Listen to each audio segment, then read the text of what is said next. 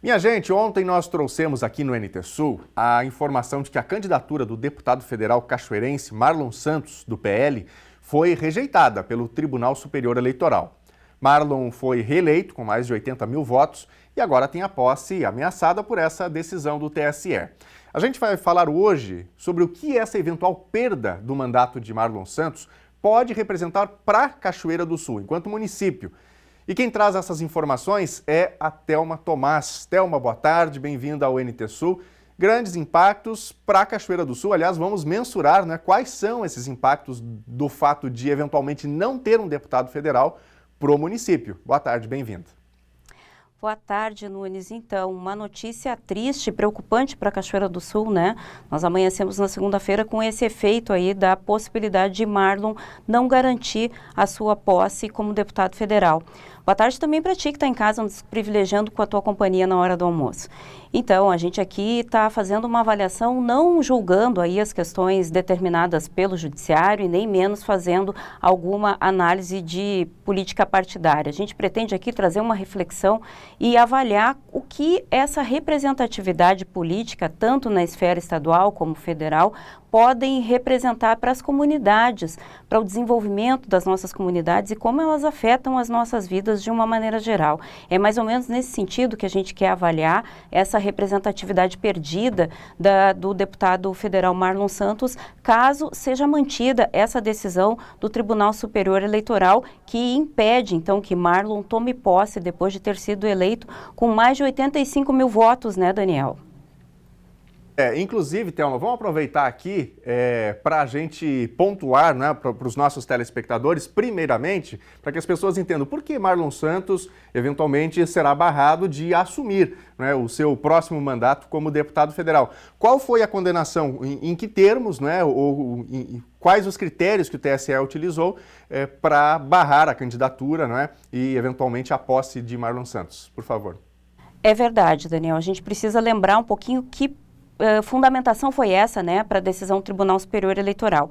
A gente já tinha contado essa história aqui, vamos dar uma voltada aí no tempo para atualizar o telespectador e rememorar quais os motivos que levaram a culminar com essa possibilidade de Marlon não assumir a sua cadeira depois de eleito.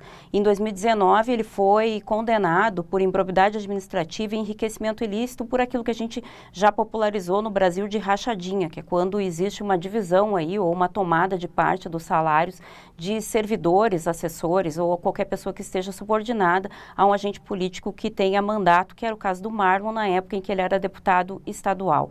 Essa decisão condenatória que Marlon tem sido alvo de vários outros impedimentos que a gente também relatou aqui, desde que ele tentou iniciar essa caminhada política aí em busca da reeleição. Desde a condenação em 2019, então, essa situação de improbidade administrativa tem sido alvo para que Marlon, num primeiro momento, não tivesse condições de concorrer e depois, com recurso, ele conseguiu, e agora, com um novo recurso que pretende impedir que ele tome posse justamente por conta dessa condenação. Eu falei rapidamente ontem com a advogada que representa Marlon Santos, a Sandra Nicola Xavier, e por isso mesmo falei rapidamente, ela me disse que já estava trabalhando no recurso que eles pretendem apresentar para reverter essa decisão do tribunal e garantir que Marlon tome posse por já ter sido eleito, com maioria de votos.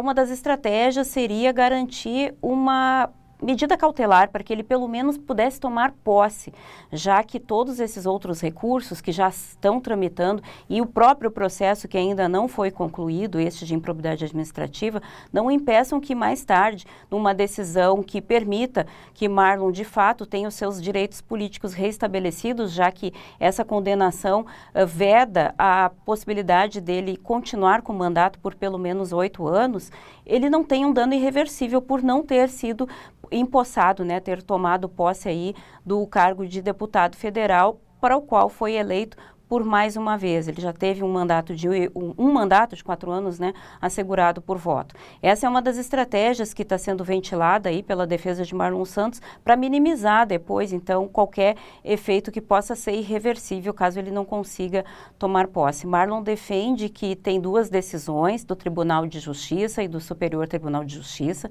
que vedam o efeito dessa condenação, o que a gente chama de efeito suspensivo sobre a condenação de improbidade improbidade administrativa e enriquecimento ilícito. Ele garante que existem falhas no processo e que com os recursos vai provar que é inocente e que essa condenação é injusta. Sandra também sustenta que não há uma condenação transitada em julgado e que o caso concreto sobre o enriquecimento ilícito e da improbidade administrativa ainda precisa ser analisado.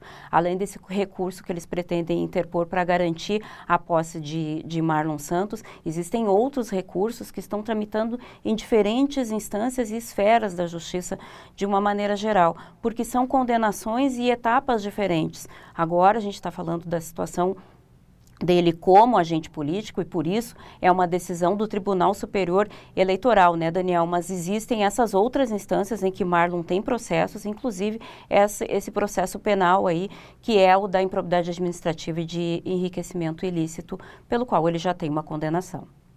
Perfeito. Bom, a Thelma está trazendo para a gente, né, os motivos que levaram, né, a sustentação do TSE para que Marlon Santos não assumisse como deputado federal.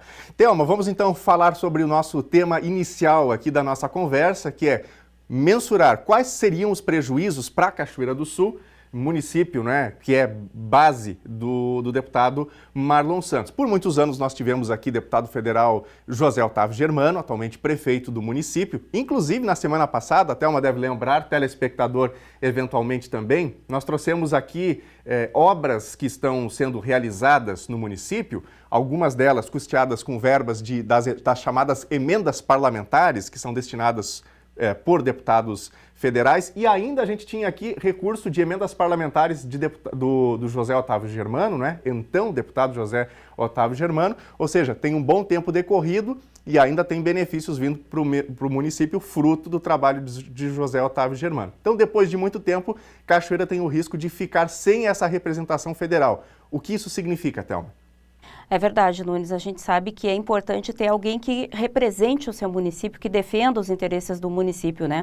O processo democrático permite isso, que a gente faça as escolhas dos nossos representantes de acordo com a nossa decisão pessoal, política, ideológica, enfim, e de acordo com aquilo que a gente acredita que vai ser melhor para a gente de uma maneira geral. Mas chega um momento em que nem todo mundo pode ganhar e depois que eles são eleitos a gente precisa fazer essa avaliação sobre qual o trabalho e que reflexo essa representatividade traz para o desenvolvimento dos nossos municípios, das nossas comunidades. E esse é o objetivo dessa conversa hoje. Marlon Santos, por ser deputado federal vinculado e cachoeirense, né, nascido aqui na terra, teve compromissos assumidos, inclusive com a destinação de recursos. O mais importante deles é com o Hospital de Caridade e Beneficência, que contempla atendimentos para toda a região aqui do centro do estado.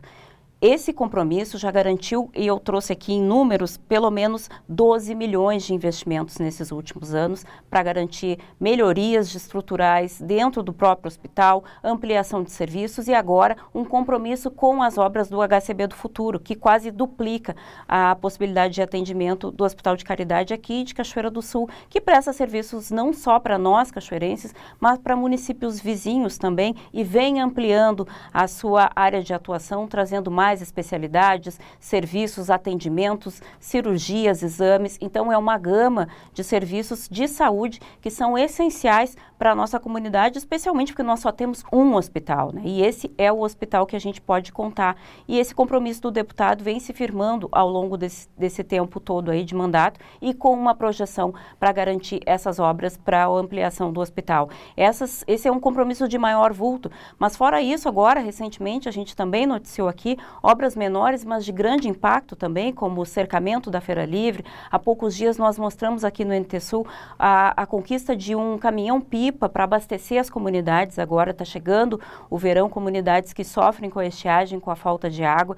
Então são pequenas ações que a gente, no conjunto, percebe como é valioso ter alguém que conheça a realidade do município e possa pleitear melhorias. É fato que a gente não tem uma estrutura econômica que permita que a prefeitura prefeitura faça grandes investimentos, além daquilo que é obrigatório e que é essencial, que é a educação, a saúde, a segurança. Então, esses braços da administração vêm por conta dessas eleições de representantes, deputados federais, deputados estaduais, senadores, uma boa relação com os poderes de comando, como é o governo do estado, como é o governo federal, e é nesse sentido que Cachoeira tem muito a perder. Além disso, nós temos obras de calçamento que já foram asseguradas agora recentemente na Vila Vargas e também ali no acesso a Praduzem, fruto de emenda parlamentar de Marlon Santos. Temos obras de 420 milhões em reformas que garantiram uma UTI nova para o hospital. Então, é nesse sentido que a gente precisa aí estar atento e torcer que, de alguma forma, essa estratégia de reversão da decisão do Tribunal Superior Eleitoral permita que Marlon seja, então,